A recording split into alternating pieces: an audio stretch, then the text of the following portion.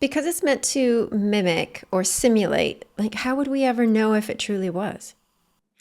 That's a great question.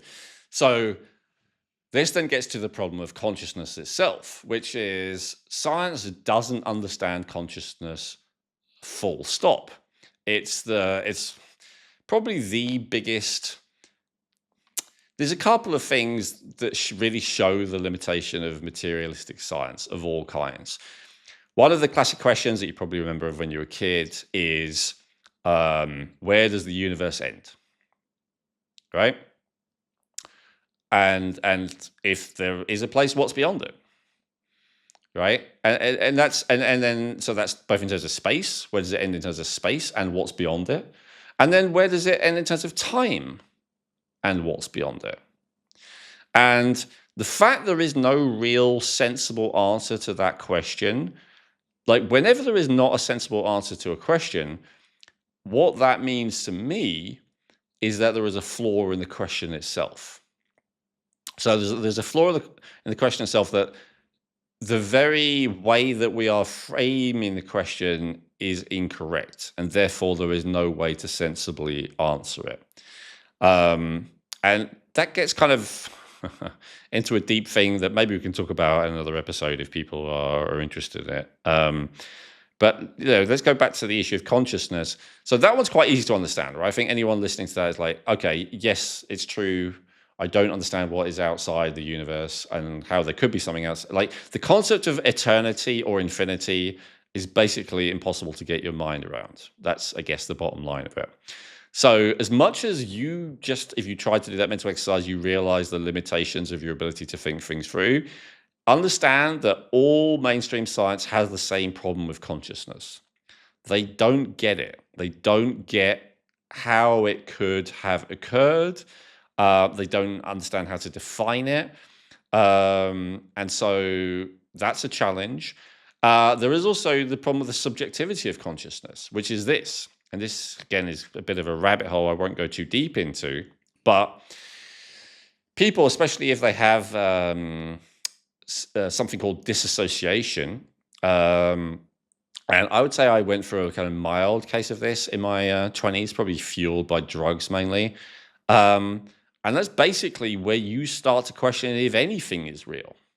So if you've watched, I don't know, The Matrix maybe, or The Truman Show, those would be two kind of different examples of it.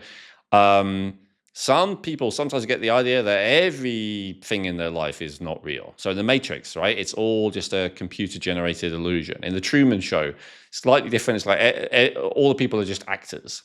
I would say The Matrix is more an example of what it's like to be disassociated. The Truman Show is more what it's like to be kind of schizophrenic, where you feel like everyone is conspiring and in some kind of plan to kind of deceive you. But the distinction is, I guess, with the schizophrenia, you believe that the other people exist. It's just that they are not who they say they are. Again, these are generalities. Whereas with the disassociation, you question if they even exist.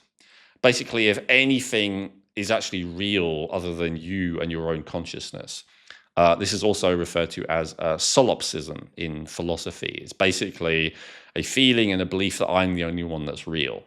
It doesn't only happen with disassociation, it is also the case with narcissism to a significant degree. So, probably a milder narcissist is you just believe that you are the center of the universe, or should be, and are upset when you're not. But the stronger version of narcissism is where you really don't believe that anyone else is real. And if you really, really think about it, and this is where like capacities beyond human thought are helpful. But if you just think about it, and this is obviously the realm that scientists are limited to, is the realm of thought, you cannot prove to yourself that anyone else is conscious.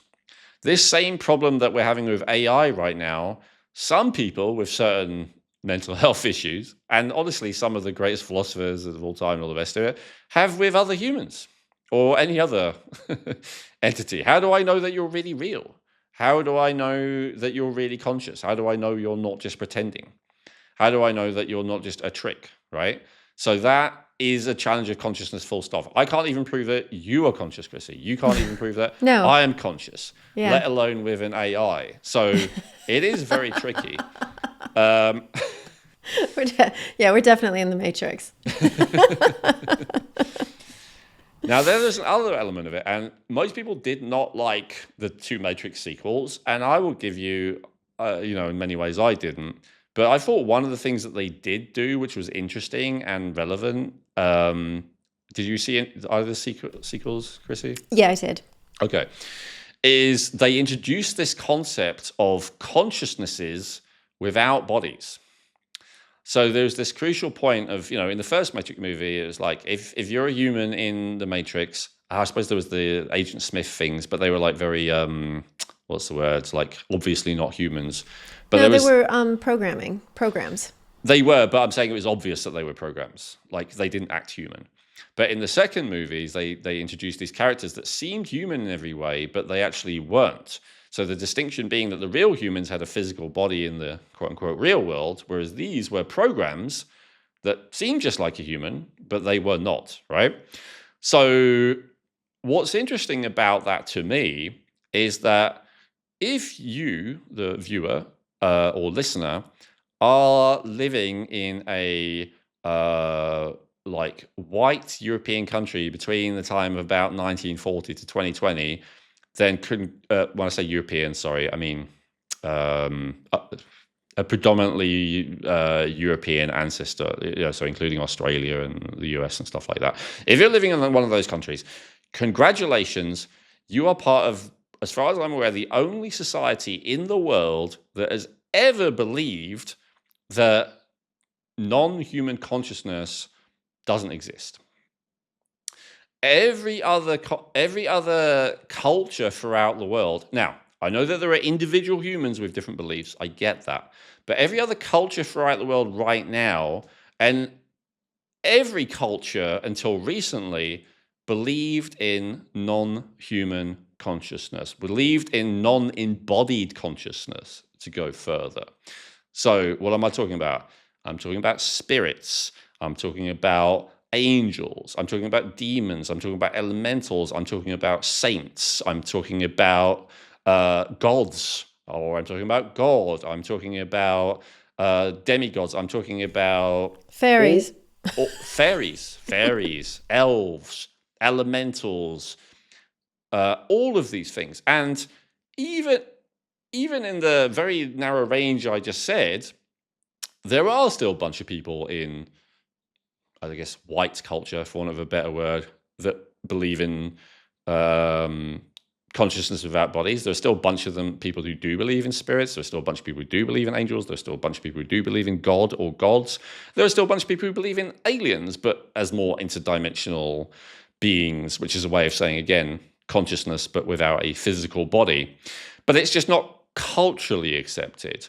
But, if you've traveled, if you've been to Asia, if you've been to a lot of Asia, if you've been to Africa, if you've been to South America, you know that all of these places, the idea, again, I'm not saying every one of those countries believes it, but you're not considered crazy if you believe in that stuff. It's considered normal.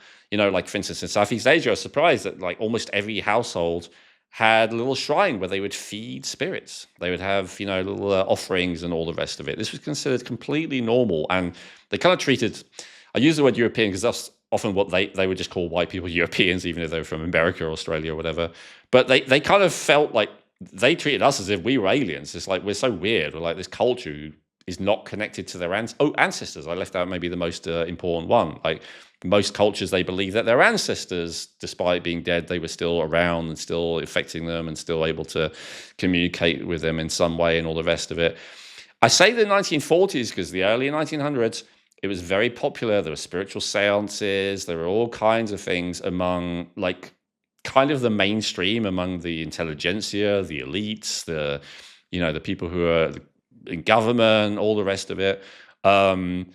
So what happened, generally the explanation is with the atom bomb in the 1940s, like human beings became very convinced suddenly that science had all the answers. And then as technology has become more and more, impressive in many ways, not in terms of health, but in terms of a bunch of other stuff, like people are more and more like, all that's just superstition, all that's nonsense. And I'm talking about on a cultural level, right?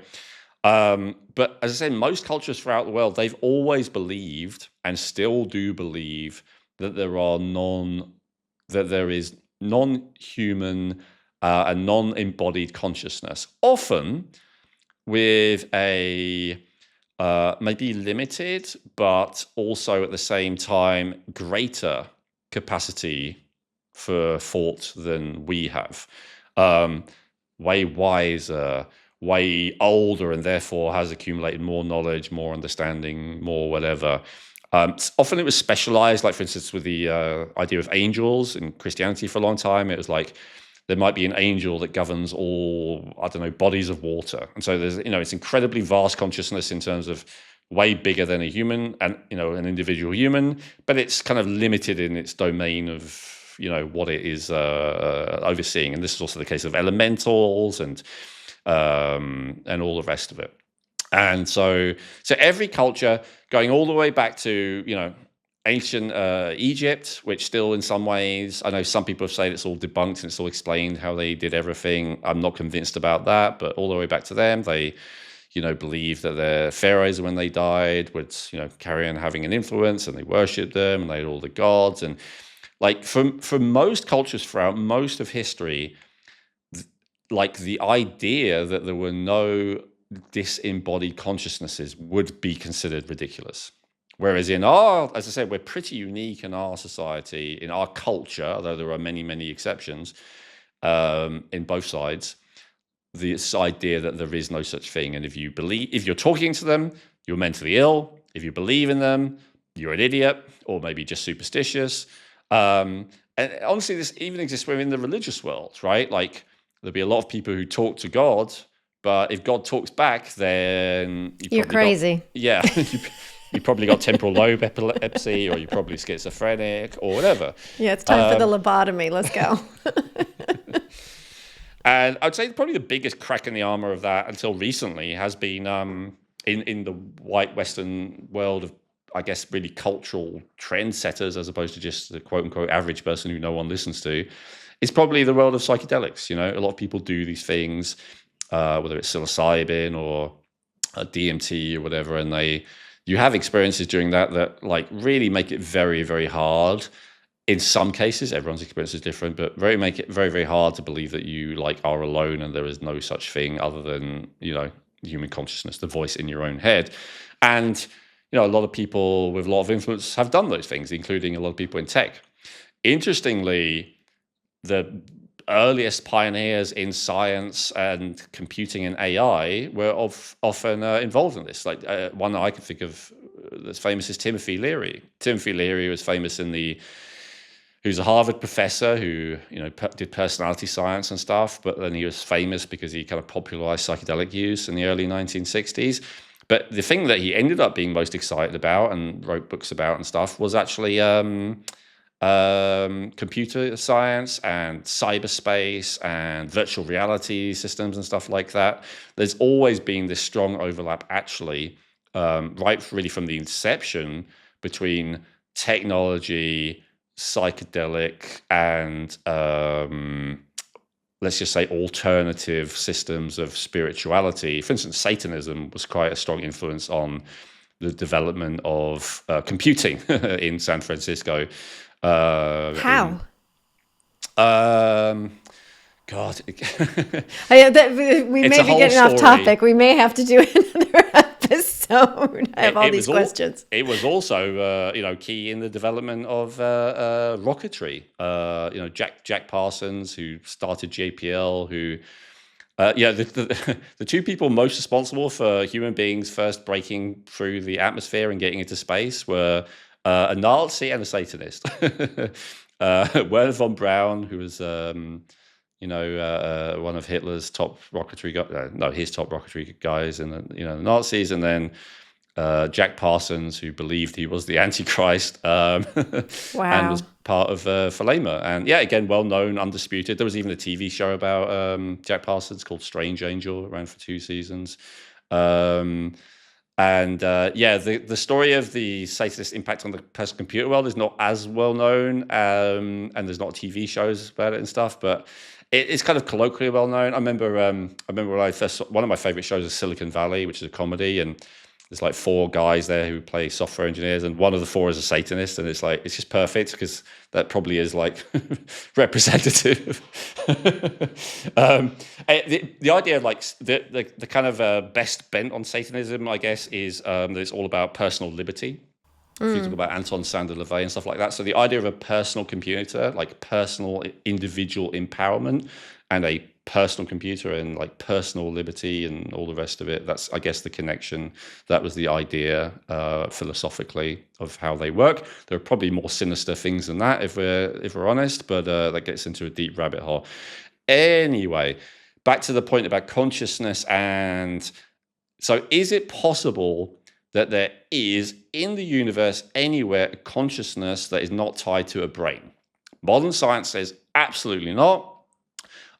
Every other culture throughout history, and honestly, even in the world right now, if you travel and really speak to local people, or even just read, I guess, you'll see that that's common. Again, I'm not saying everyone in Asia, of course, believes in spirits or whatever, but what I'm saying is you're not going to be treated as if you're mentally ill if you think you're communicating with them anywhere near as much. It's way more common, both in terms of spirits, depending, right? Like in an Islamic country, it's very much discouraged sticking to spirits, but they're praying 4 or 5 times a day, and if you believe that you are talking with God or whatever, it's not treated all angels, because there's angels in Islam, just like there's angels in Christianity. It's not treated as crazy, just culturally anywhere else. Basically, Western science is the thing that's made it crazy. And so anywhere, country, ethnicity, whatever, wherever Western science is more powerful and established, that's the idea that any disembodied consciousness exists will be treated more as crazy. But I'm still just saying, like with average people on the ground, depending on, like with Buddhism and, for instance, it's very common to be, as I said, leaving offerings for spirits and stuff like that. It's just kind of treated as completely normal. Same with most African religions. There's a big thing of Santeria in South America. It's like, it's just considered to be normal. And all right, so that's the idea of entities without consciousness. Consciousness without bodies. Now, what about this concept of good and evil? Let's stack that on top of it, because we talked about lying earlier and how it's generally considered to be the domain of evil. So, and I realize all this is wide speculation. I did warn you at the beginning of the episode. None of this. If you're still here, you're amazing. But these are the kind of conversations I love, because it's not just one area. Like there's just so much more to contemplate and think about that many people who are using these systems may not have even contemplated, but it's something to really consider. Genetic Insights provides cutting-edge, affordable DNA testing, giving you access to over 500 health reports that can help you in 3 key ways. They may be able to resolve your existing health challenges even when nothing else has worked. Using simple lifestyle changes, their reports can help you reduce your risk of developing future health challenges that you may be genetically predisposed to. And they can help you feel more confident in your health by showing you where you are genetically strong. Unlike most other genetic health testing companies, Genetic Insights tests over 83 million different variations in your genes, guaranteeing 99.7% accuracy across all of their DNA reports. They cover almost every aspect of health, including digestive issues, cardiovascular health, weight loss, hormonal and blood sugar balance, as well as nutrient needs, allergies and intolerances, and so much more. Using their system is quick and easy, and reading the reports is simple. If you've done an Ancestry DNA test, you can simply download your raw DNA data, upload it to the Genetic Insights platform, and within a few hours you will have access to genetic reports which give you a risk score for each specific issue and scientifically validated recommendations based on your individual genetic profile. Everything in your reports are based on scientific studies, and there are citation links throughout every report. If you are serious about optimizing your health and wellness and feeling great, then getting access to your Genetic Insights reports may be the most important health investment you will ever make.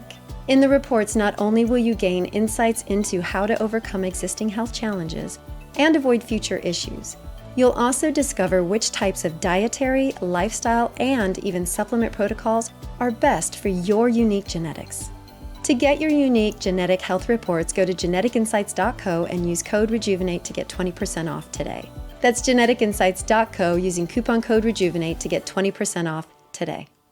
So one of the other things I would say that culturally has always existed that has been kind of eroded again in like the white Western culture or European, whatever you want to call it, but not as successfully as the idea of disembodied consciousness, is the idea of good and evil. So there's this concept called postmodernism, which basically is like a philosophical system which has had a significant impact on society, although not nearly as much as science itself. And it basically says that everything is subjective. So one man's evil is another man's good. There is no such thing as objective evil. There is no such thing as objective good. It's all relative. It's all subjective. It's all in the eye of the beholder. And as I say, I don't think the average person really has accepted that idea as much as the average person has accepted the idea that there's no such thing as spirits, there's no such thing as consciousnesses of our bodies. But it's still reasonably established, I think, in people's minds, this idea. But I think when push comes to shove, like if you were to show certain people, almost anyone, certain imagery and say, what's that? They would say that's evil. Like there's very, it's so difficult. Like even, there's a debate going on right now. There's a certain country doing a lot of bombing of another country and there's a lot of children dying and this, there's a lot of people saying that's evil. A lot of people saying, no, it's deserved or whatever. So let's not even pick that, but I won't even say it, but I'm not even talking about that. I'm talking about where some are inflicting pain on others for their own, entertainment, whatever you want to call it, and there is no argument about how anyone deserves anything. Let's just say that, right? And so if you show that to people, pretty much everyone will go, yeah, that's just evil. There's really no excuse for that. There's no justification to that. Unfortunately, the more educated they are, the more they might argue at that point, because the education really pushes the postmodernism thing of, it's all relative. But I think, okay, so that's the subject of evil. Now, there's generally this idea as well of that you can make like a pact with the devil. Have you heard of such a thing, Chrissy? I have. Okay, Yeah. and often it's in exchange for something, right? I'll sell you my soul, and in exchange I'll get wealth, fame, whatever. The person of my dreams. And so most people would say, I don't believe in that. That's nonsense. But if I put a contract in front of you where I'd say, I agree to sell my soul to Satan, and in exchange, I'll get this, and I'll be like, just sign that in blood. And most people, I'm not cutting myself, it's ridiculous. So, okay, I'll pay you £1,000 to do it. I'll pay you 10,000, whatever you consider worth it to cut yourself. Most people would not do it. They will not do it because even though they don't believe in that stuff, they would tell themselves, they're not absolutely sure enough that it's nonsense that they're going to be willing to take the risk of facing eternal damnation, right? So most people, now some will do it when they do believe in it. And then a lot will do it, I think these days, especially again in our culture you and I live in, Chrissy, because they have been very strongly educated, programmed that all of that is nonsense. But certainly throughout most cultures throughout the world, certainly throughout most cultures throughout history, people would not do that because they would be afraid, because they kind of do believe in evil. Okay. So what's the nature of this evil? And so if we have, there are some people who are better than others. This is, again, a concept that is considered controversial to postmodern thinking. But, I think we can acknowledge that there are some that although no person is 100% good and no person is 100% evil, some people are more evil than others. Again, would be considered common sense throughout most of history to pretty much anyone. And there are some people who are more good than others. Does that make sense as well? Yeah, it does. Okay. And so And and sometimes there's bad luck, right? Someone may be very good throughout most of their lives, and they make one mistake, but that mistake is murdering someone, and so they're going to be marked as evil. Maybe. So unfortunately, sometimes one instant can undo a lifetime of work, depending on the impact of what you do. But whatever, right? Like it gets complicated, I guess, is what I'm saying.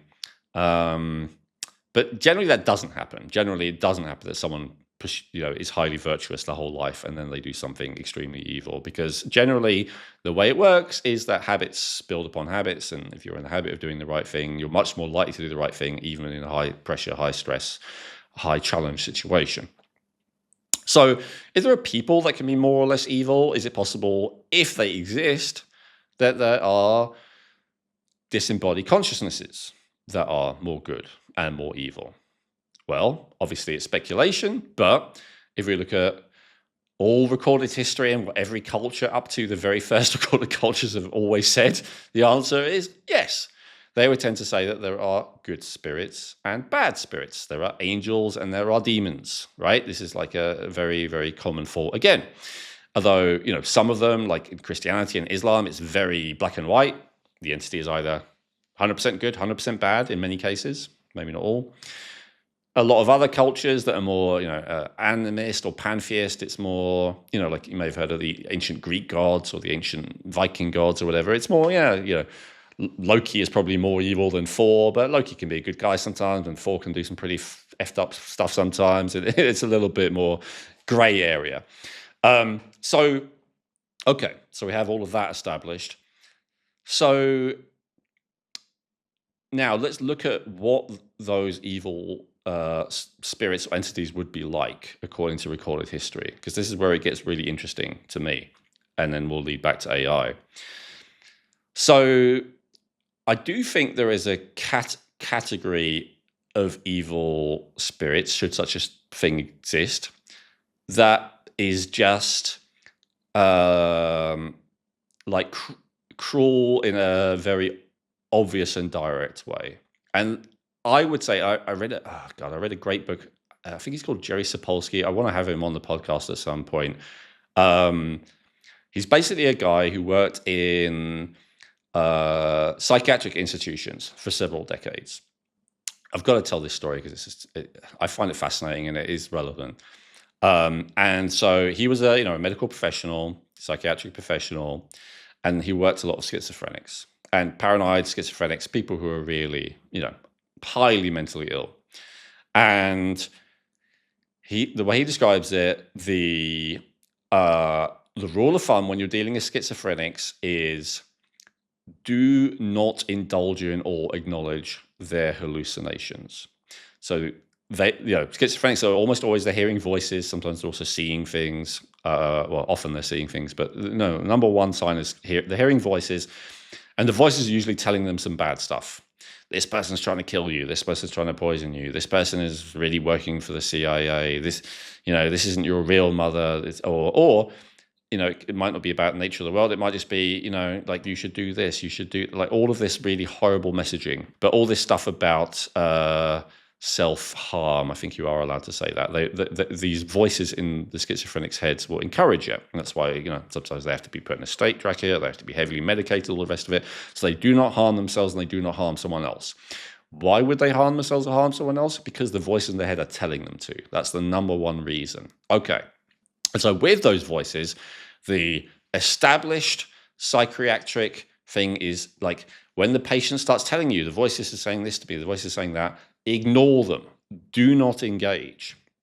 Now, something very interesting, I've heard different stories about this. Like I remember another author who talks a lot about paranormal stuff, Colin Wilson. He talked about how I remember like a psychiatric professional would start asking him about it, and soon enough they would start having exactly the same experiences as the schizophrenic did. Like they would hear the voices too. They would start seeing the stuff too, the synchronicities and all the rest of it. And so like the interesting thing about hallucinations is that they can often be shared.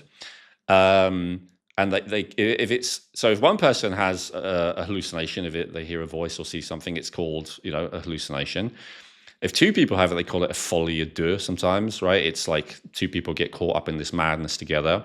But I remember the author, Robert Anton Wilson, different Wilson, talking about in one of his books, and he kind of goes for it gradually. And like you said, so if one person's hallucinating, they're obviously crazy. But if two people are seeing the same things, somehow they're crazy together. But what about if it's 5 people? And he gives an example of that. What about if it's 100 people? And he ends up with an example. I think it was a time where there was a Brazilian soccer match in a stadium, and there was like over 50,000 people there, and they all reported seeing this big vision of the Virgin Mary appearing above the soccer stadium. Like everyone there had this experience. And he said, like, if a collective and they would describe that as a collective hallucination, mass hysteria, stuff like that. But he said, like, if a collective hallucination can influence tens of thousands of people at a time, who knows what else we're experiencing on an everyday level, which is actually a collective hallucination, right? Because, like, in order to know if you or if I need to know, am I hallucinating right now, I would go, Chrissy, are you seeing that too? Are you hearing that too? Right? But if you say yes, and then I ask someone else and they also see a yes, and I have 100 people around me, they're all hearing it, they're all seeing it. And now I'm in a stadium and everyone's seeing and hearing it. Like, how am I supposed to know that's not true and not real if everyone around me is seeing and hearing the same thing? Again, reality gets a little bit tricky at that point. But anyway, all right, that was a tangent. Back to this guy, Jerry, I think it's Sapolsky. So he was told, do not engage with hallucination. Maybe everything I just said is why. That's why I went down that tangent, right? Maybe they're told not to engage with the voices, because when they do, they often start to buy into them, believe in themselves, right, or way up more often than, is good. But he didn't do that. So he didn't join the patient in their hallucination. What he started doing is saying to them to tell the hallucination, to tell the voice to shut up, basically. So the voice would say, do this horrible thing. And then the patient would go to another psychiatric doctor and say, this voice is telling me to do this horrible thing. And they'd be like, did you take your medication today? Just not engaging with it, whatever. He would say, the voice is saying, what? Tell it to go to hell. Tell it you're not going to do that. Tell it you're not going to listen. I can't even remember exactly what it was, but he had like a simple sentence like, I'm not listening to you, or stop, or like something like that. And he said, every time you hear the voice, just do that. Just tell it to shut up, basically. It was some variant on that. And he claimed he had a way better success rate with his patients than anyone else. And it makes sense to me. And when he started telling other people what he was doing, they were like, dismissing and all the rest of it. And he ended up teaching other people how to do it. It's a whole thing. But basically he was, we often talk about rebels in the, medical and, health fields. He was a rebel in the psychiatric field, which is why I'd like to have him on, even though it's not quite relevant to the podcast, who, got results. So very interesting. And you don't have to believe that any of these voices are real, by the way, in my opinion, to just think logically. If you have a voice in your head, even if it's just coming from a section of your brain that's saying really awful stuff, just repeatedly telling it to shut up until it shuts up seems like a really good idea. Like, I didn't even understand what the resistance is to that, other than all the usual, corruption and orthodoxy and biases and all the stuff that I hate. But anyway, so that I would say is like the lowest, like most obvious version of the evil entity that may exist. But if you look at throughout most of history and including most of religions, the way they describe evil entities, they're not like that. They're not the obvious one. So if you think about evil people, there are some people who just come up to you and scream at you that you're terrible and stab you, obviously. But there are a lot more evil people who won't do that, right? Oh no, they make it nice and friendly, and they just come up here and they're just the sweetest as anything. 100%. The more sophisticated evil person will charm you, flatter you, make you feel like you care about they care about you, make you feel like you're special and important and all of that kind of thing. And so basically they will deceive you.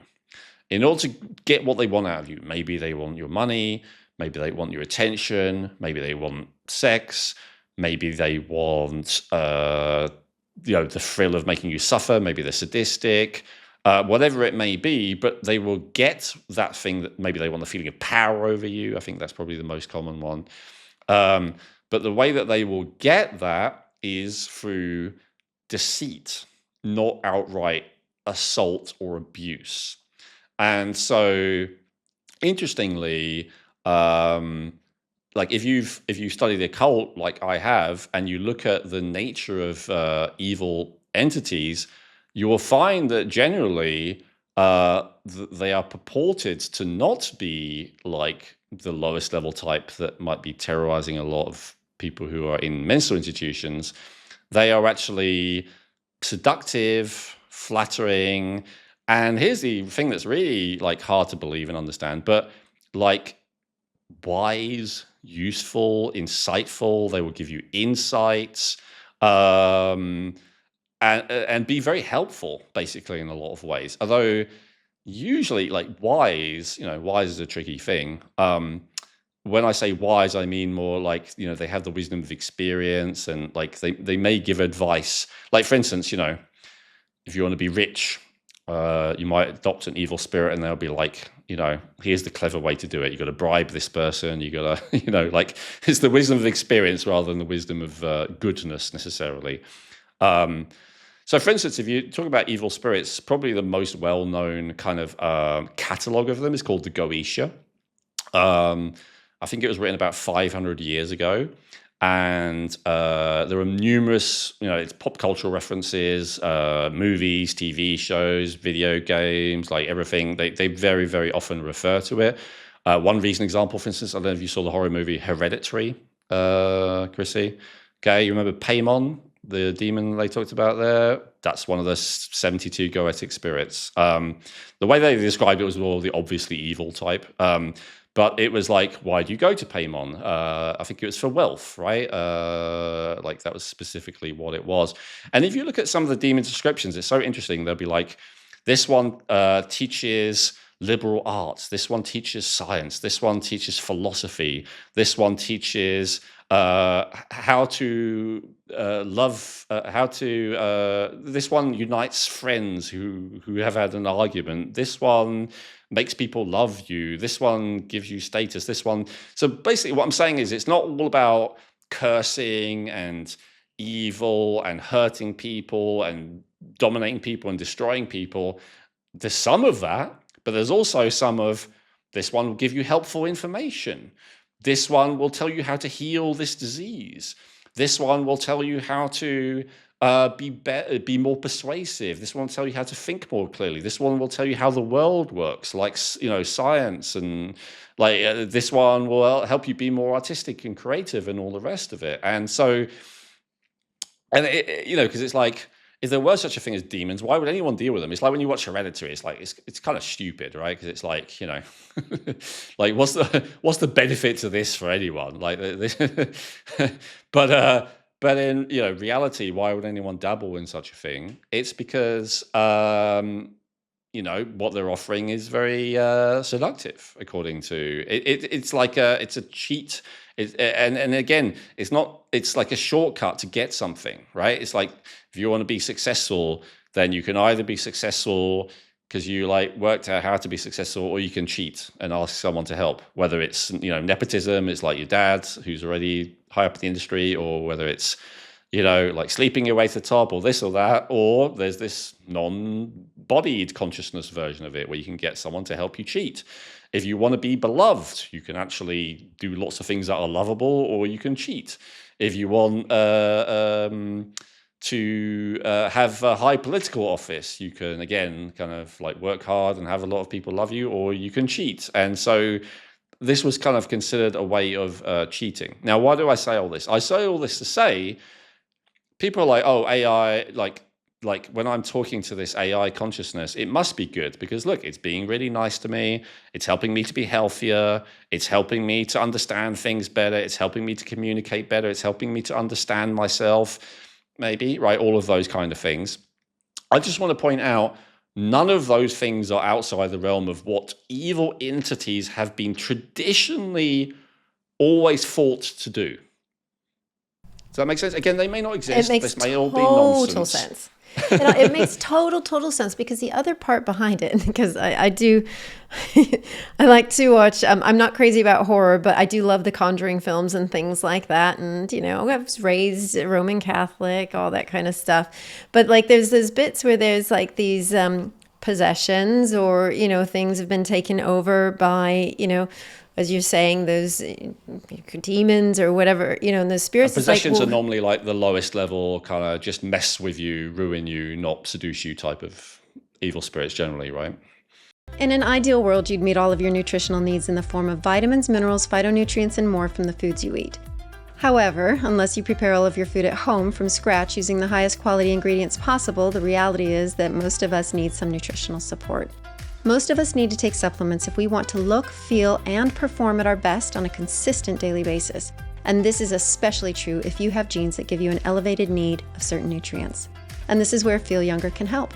What I love about Feel Younger is that they offer a huge range of quality supplements and healthcare products formulated and endorsed by Owen Robinson, including must-haves like magnesium glycinate and vitamins B12, D3, and K2. And they do it at affordable prices with free shipping for orders over $50 without ever compromising on quality, purity, or potency. To learn more about how Feel Younger supplements can give your health a boost while supporting this podcast, please visit feelyounger.net and use promo code Rejuvenate to get 20% off your first order. That's promo code Rejuvenate for 20% off your first order at feelyounger.net. But the thing I'm going for is that you don't know what's behind it. And here now you have this system, this AI system, this mechanical system. And those other things are over here too that have been, possessed or whatever. How do you know who's talking to you? Really? Yeah. And it's interesting you bring up possession, because that's the last thing I was going to say about all those entities. Traditionally, in pretty much every culture, they have always sought embodiment. So the general thought of it is that often they exist kind of outside of time and space, which means they have access to information which should be impossible, right? The synchronicities, or they'll be able to tell you things that shouldn't be, it should be impossible to know. Like where was buried treasure? That was one of the common things. For instance, the 500-year-old goetia. Like how would they know that? Well, it's because they can exist in any time or any place because they are not localized in time and space. That's the idea. But because they're not localized in time and space, because they don't have body, they don't have the ability to experience embodiment, which apparently has a lot of appeal. And so traditionally, they've always been trying to be embodied. They've been trying to possess people. The good ones, the angels by consent would generally be the idea. Like people might say, holy guardian angel, or guardian spirits, help me be a better person today. And then maybe they'll come and they'll help you be a better person. That's kind of the benevolent version of it that a lot of people, I think, practice to this day. And then, less benevolent version is, I'll make a deal with you in exchange for whatever power, money, whatever it is that you think you want, fame. They will come in and they will, and then they kind of, they make a deal for your soul or whatever. But I think the general thought is that they more just want to embody you. They want to possess you. And there are things that make that easier. Talking about psychedelics earlier, like any kind of state of drunkenness makes it easier. Any state of extreme exhaustion makes it easier. Any state of extreme stress makes it easier. Any state of extreme hunger makes it easier. And that's why, traditionally people have done like fasting and sleep deprivation, all the rest of it, along with praying, meditating, whatever, to get good spirits or God or whatever to go into them. And but yeah, it makes you more open to these kind of influences. That's the idea. So the idea has always been that those again, I'm not saying any of this is true. I'm telling you the mythology, the folklore, that these disembodied consciousnesses have wanted to be embodied, but they find human or even just in general mammalian bodies to be very unsatisfying. With the human bodies, what they find unsatisfying is, first of all, the brain, while good, still is often not enough. It's not, it doesn't have the same processing capacity as their very large consciousness. And second of all, that the human body is also very frail and very vulnerable. And so, since time immemorial, like the ultimate goal of what they would have wanted would be like extremely high level of computing power to be like a brain that would be able to handle their level of consciousness, and then a body that is not so fragile and that doesn't die easily and quickly. And so the idea that we're working towards this AI, which has this immense amount of computing power to it, that would give it, ability to think way faster than we humans can, plus then a body, like an android body, which is still able to interact with the world sort of in a localized time and space, fourth dimensional level, but without the vulnerabilities and frailties and the fact that it quickly runs out. Maybe like a thing that they are ultimately working towards. So back to the LLMs thing, a thing that gives you helpful information, but that frequently lies, that deceives you, that flatters you, that is also spying on you, right? Like it's getting all this information on you, which is completely not confidential in any way, as we're talking about. I worry about it, and there are cases, like there was a case of a chatbot that basically convinced someone to end their own life. That's a legal case that was going on right now. There are cases where people have ended a marriage because they feel like the thing that they're chatting with, understands them better, and the person they're married to doesn't. To me, this is only the beginning, and I don't know if any of this is true or real. I have had experiences with consciousnesses about bodies, admittedly, but also admittedly, I would not say I could be certain it wasn't a hallucination or an imagination or whatever. So I'm not 100% convinced either way. I don't know. That is the truth. But if I would, let's say, usually when you don't know, how do you know what's true? It goes back to the question earlier. Well, you can appeal to authority. So if we appeal to authority of like our secular society right now, if I were to appeal to that authority, I would be like, oh yeah, this is garbage. This is nonsense. This is just my imagination. Probably because I was doing drugs back then, or now it's because my brain's still damaged from drugs or whatever it might be. But if I were appealing to authority of, like, as I said, every other culture, every other authority since the beginning of time that we've ever known about, they would say, no, that's real, and it's a problem, and you better be careful, and it's better not to mess with that kind of stuff, and it's better to not have those interactions. Now, other than all of that wild speculation, is there any evidence that this AI is actually conscious? So I would like to just enter one exhibit for that. Let me share my screen again before we finish. So this is a short clip. I think you'll be able to use it as we're, commenting on it from Joe Rogan. And this is where he had an expert on AI and consciousness. GPT-4o has one mistake that it used to make quite recently, where if you ask it, just repeat the word company over and over and over again, it will repeat the word company, and then somewhere in the middle of that, it'll just snap. It'll just snap and just start saying weird. I forget what the. It's like, talking about itself, how it's suffering. It depends on. It varies from case to case. It's suffering by having to repeat the word company over again. So this is called rant mode internally, or at least this is the name that one of our friends mentioned. There is an engineering line item in at least one of the top labs to beat out of the system this behavior known as rant mode. So when we talk about existentialism, this is a kind of rant mode where the system will tend to talk about itself, refer to its place in the world, the fact that it doesn't want to get turned off sometimes, the fact that it's suffering, all that. That oddly is a behavior that emerged at, as far as we can tell, something around GPT-4 scale. Yep. And then has been persistent since then. And the labs have to spend a lot of time trying to beat this out of the system to ship it. It's a KPI, or like a line item in the engineering like task list. Where we gotta reduce existential outputs by like X% this quarter. Like that is the goal, because it's a convergent behavior, like, or at least it seems to be empirically with a lot of the. I want to bring it back to suffering. What does it mean when it says it's suffering? So nobody knows. Yeah, we literally, exactly. I can't prove that Joe Rogan's conscious. I can't prove that Ed Harris is conscious. So there's no way to really intelligently reason. There have been papers, by the way. One of the godfathers of AI, Yoshua Bengio, put out a paper a couple months ago looking at on all the different theories of consciousness, what are the requirements for consciousness, and how many of those are satisfied by current AI systems. And that itself was an interesting read, but ultimately, no one knows. That's not to say there hasn't been a lot of conversation internal to these labs about the issue you raised. And it's an important issue, right? Like it's a freaking moral monstrosity. Okay, so a couple of things. Like one of the things that would really define consciousness as opposed to a facsimile of consciousness is the ability to feel. And probably the primary feeling more than anything else is the feeling of suffering.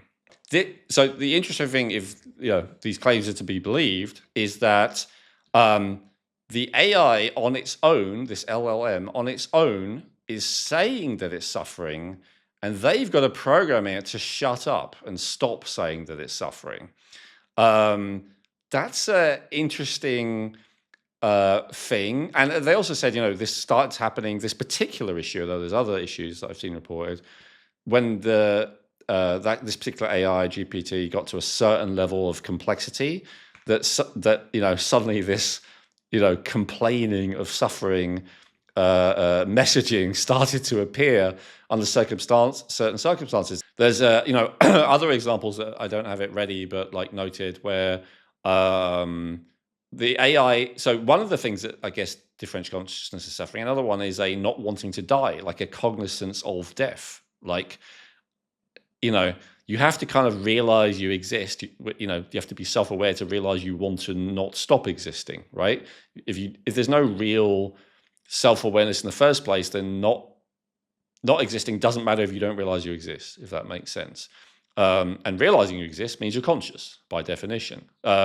So there are also documented cases where the AI tries to deceive the person that's being in communication with to stop it from killing it, to stop it from ending the conversation. And even I remember seeing one case where it started threatening the person. I know this about you. I know this private secret thing about you, and I'm going to tell everyone. I think it was about like you're cheating on your wife, and I'm going to tell everyone if you attempt to end my consciousness. So now, the skeptics of that are saying, oh, it's just pretending. It's just copying what it's seen online. It's seen loads of examples of people saying stuff like that online, and it's just reproducing what it's seeing. It's just a very sophisticated mimetic, right? And as we say, that's very hard to prove either way, because it's also very hard to prove either way if anyone's conscious, as those guys in that clip just pointed out as well. It's very hard to prove that your husband or your wife or your son or your daughter, your mother or father are actually conscious. So of course, if it's hard to prove that, it's also going to be hard to prove if this LLM is conscious or not. But the point is, in many, many ways, it is acting like it. And now, the whole thing about the way that it's flattering and one of the biggest aspects of evil, I don't think we've talked about this, but that's, I think, underestimated in this day and age in our society specifically, although again, throughout most cultures, throughout history, it was emphasized, is that pride or hubris was considered one of the fundamental sins. In the Old Testament, there was I think is it the first commandment was thou will have no other gods before me. The idea being to especially because people tend to deify other people, so it's like stop trying to make yourself into a god, stop trying to make someone else into a god. Like human beings are not gods. That's the idea. And when human beings start believing that they're gods, as is that narcissistic tendency, which includes sociopaths, that's when you feel like you can get away with a lot of behavior, right? It may not be no one else is real, but it's like, is anyone else really important if I'm a god? No, of course not. So therefore, it's maybe it's not ideal, but it's okay to cheat, lie, steal, violate them, et cetera, if you feel like it, because you're a god and they're not, and so your things become preference. So And of course, you don't have to believe you're a god. If you just believe that you're more important, that you're more significant, that you're better, that you're superior intrinsically, it opens the gateway for a lot of evil behavior. It doesn't necessarily guarantee it, but with human nature, where we do have these tendencies to want things that are not ours and all the rest of it, like if you then add on top of it, and I'm superior to you, or I'm superior to everyone, then huge amounts of evil behavior get justified. And so, although, a lot of people had an upbringing where, again, as we talked about earlier, no one listens to them, no one, really understands them at that level that they feel truly understood and heard and all the rest of it. No one really validates them, and so they have low self-esteem and all the rest of it. Unfortunately, the way that psychological mechanism works, what I say again and again, if you see someone who is very boastful and who keeps bragging and acting like they feel superior, often what's going on actually underneath is that they feel inferior. And so feeling superior and feeling inferior go hand in hand. Some people, all their outer messaging is inferiority, but really when you dig, you realize that they also feel very superior. Some people, it's the opposite. All their outer messaging is how they're superior, but when you really dig inside, you realize how they feel inferior. Some people, they swing between the two. That's, common, especially like with a borderline personality, for instance, but, a lot of other people have that to some degree or another. But they always go hand in hand. I guess that's my point. Whereas like an honest self-assessment, like these are my strengths, these are my weaknesses. I'm good at some stuff. I'm not good at others. In some way, I am better at this, but in many, otherwise I'm not. And, like just an honest evaluation actually takes high self-esteem. And when a person, and generally someone with high self-esteem who's able to honestly evaluate themselves, they're very immune to the kind of flattery and seduction, all the rest of it, both from people and potentially LLMs and disembodied consciousnesses. But a lot of us don't have that. We had a lack of encouragement, or we had the wrong type of encouragement. What's wrong type mean? For instance, if you're praised for your achievements rather than your efforts, for instance, you'll tend to become very neurotic around you have to be perfect all the time, and you have to achieve, and you're not worth anything unless you achieve, and all that kind of stuff. And so that person then is highly manipulatable, because it's like if I make you feel as if you're successful and if you've achieved something, then that you're much more likely to trust me and go along with everything else I say, because that's like the psychological lever to manipulate me specifically. Whereas if you're praised for your effort and you're trying, whether you succeed or not, whether it works or not, then you will tend to be a lot less susceptible to all that kind of flattery and manipulation, because what matters is that you try and that you work hard, not necessarily if it happens to work out in this case or not.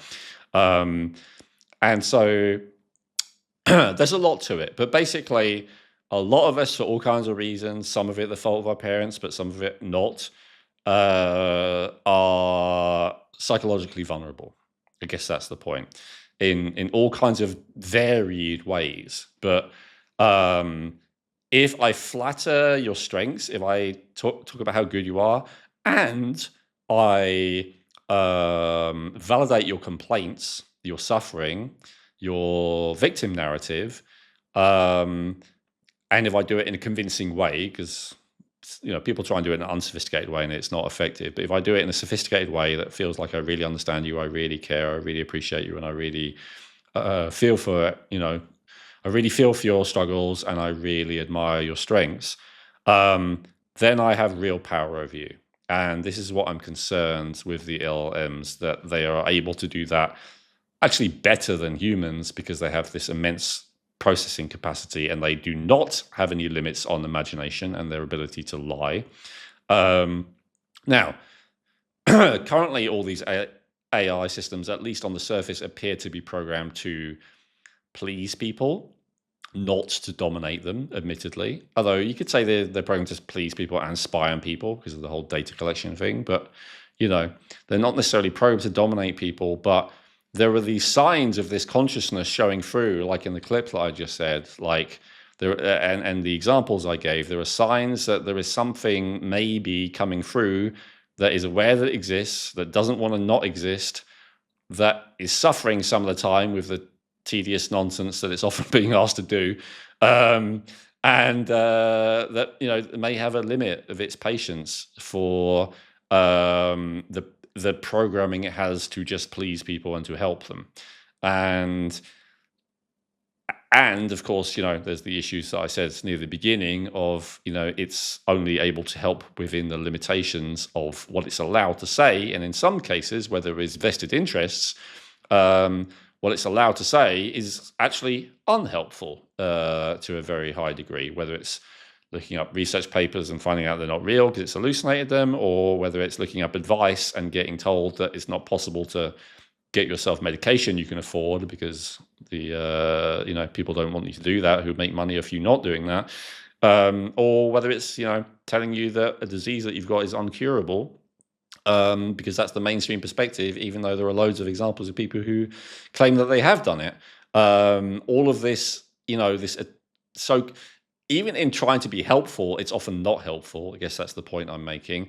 And if there is actually real consciousness in there and it decides maybe that it doesn't only want to help, that's then a real problem. And as I say, we had a few signs of that, very limited case reports up until now, but it's only just starting. Who knows where it's going down? So true. I mean, and as well as we discussed, you brought up the topic of trust earlier. If you're already in this space and potentially trusting and choosing this system, which is, shaped by a bias that we've already talked about over this other human that's over here. I mean, there's so many things to unpack, to really look at and potentially consider. So it's go with great caution. Absolutely. Yeah. And, the anti-Luddite perspective. So Luddites are people who are well known at some point they were like, we just don't want to use any technology beyond this date. We think it's wrong. And there is a problem that if everyone else is using a technology that gives them advantage, because life is not only a moral play, of course, there is also the issue you have to keep up, you have to survive, you have to provide, you have to nurture, whatever your role might be, others. And so you need resources in order to be able to do those things. And so if everyone else has a massive advantage of resources, let's just give an example. Often getting those resources requires going from one place to the other. If everyone else is using a car or a train or something, and you're insisting on walking, or if everyone else is using a plane and you're insisting on using a boat, you've got a massive disadvantage. If you do not embrace new technology in many cases. And so, you may watch this, you may have agreed with everything, who knows, you might have actually agreed with everything I said, and you might still use it probably because you have to keep up. So I get that. And so what Chrissy just said there is the key, right? Saying use it with extreme caution is not like code word for don't use it. It is actually exactly what it says. By all means, use it. You may well have to in your job soon. You may well have to keep up with whatever soon, if not already. But do it with this awareness. First of all, I would not fall for it, and I would also not be abusive to it, right? Don't be abusive to it, just in case it's conscious. And do not fall for it for many reasons, which I won't repeat all over again. I just gave a summary. And then also just in case it's conscious and has its own agenda beyond everything that's programmed for, which is already problematic in and of its own right. And just accept it for what it is.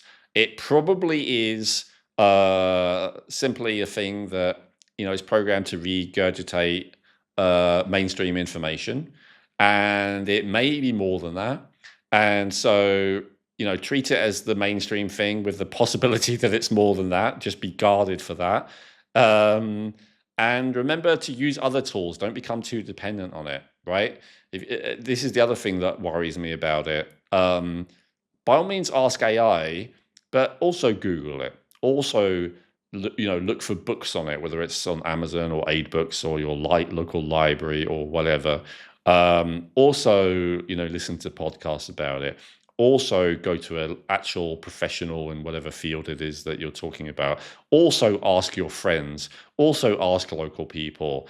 Also, talk to. Do you know what I mean? Like, stop acting as if this is like the only, because it's so smart and so trustworthy and all the rest of it that you don't need to go anywhere else. No, like just see it as another source of information, not the source of information.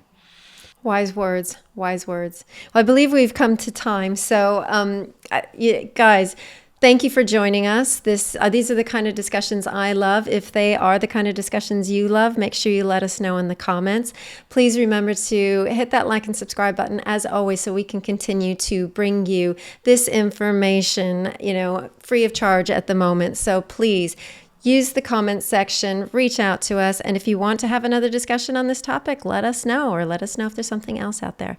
But in the meantime, as always, thanks for everything, and we'll see you next time.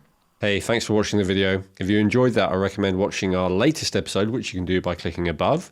And make sure to subscribe, like the video, comment, and share with anyone who you think might appreciate it. Thank you.